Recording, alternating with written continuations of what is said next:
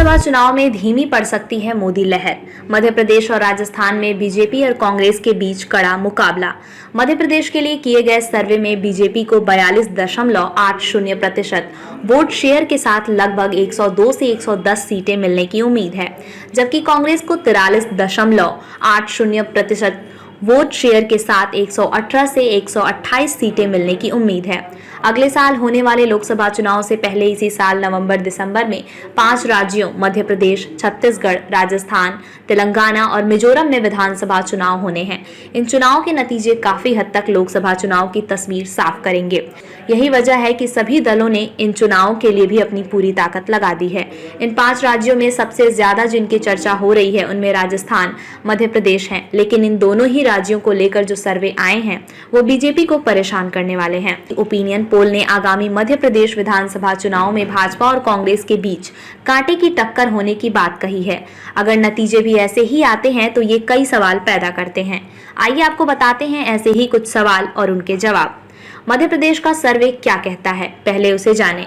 मध्य प्रदेश के लिए किए गए सर्वे की माने तो यहाँ भारतीय जनता पार्टी भाजपा को 42.80% वोट शेयर के साथ लगभग 102 से 110 सीटें मिलने की उम्मीद है, जबकि कांग्रेस को 43.80% वोट शेयर के साथ 118 से 128 सीटें मिलने की उम्मीद है। अन्य पार्टियों को 13.40% वोट शेयर के साथ 2 सीटें मिल सकती हैं। राजस्थान के सर्वे पर भी डालें एक नजर। सर्वे में राजस्थान में भी भाजपा और कांग्रेस के बीच कड़ी टक्कर की बात निकलकर सामने आई है। सर्वेक्षण के अनुसार दोनों पार्टियों का वोट शेयर 42% से अधिक रह सकता है। यहाँ दोनों ही दलों के बीच सीटों का अंतर भी कम ही दिख रहा है।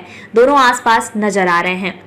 कांग्रेस के लिए इस तरह होगी ये बड़ी जीत। अगर इन दोनों ही जगहों पर नतीजे सर्वे के मुताबिक आते हैं तो यह कांग्रेस के लिए बड़ी जीत होगी। दरअसल बीजेपी लगातार इन दोनों जगहों पर जीत का दावा कर रही है। उसने यहां जीत के लिए अपने तमाम सीनियर नेताओं को भी उतार दिया है। यही नहीं, पार्टी नरेंद्र मोदी के चेहरे को लेकर भी लोगों से वोट मांग रही है। वहीं दूसरी ओर कांग्रेस खुद को नए सिरे से खड़ा करने में लगी है। लंबे समय बाद पार्टी को गांधी परिवार से बाहर का अध्यक्ष मिला है। कांग्रेस के राष्ट्रीय अध्यक्ष मल्लिकार्जुन खड़गे पार्टी को नई जान देने में लगे हैं। इन सबसे अलग राजस्थान में सचिन पायलट और अशोक गहलोत के बीच का झगड़ा किसी से छिपा नहीं है। मध्य प्रदेश में पिछली बार ज्योतिरादित्य सिंधिया के साथ जिस तरह बड़ी संख्या में विधायक चले गए थे वो काफी झटका देने वाला था।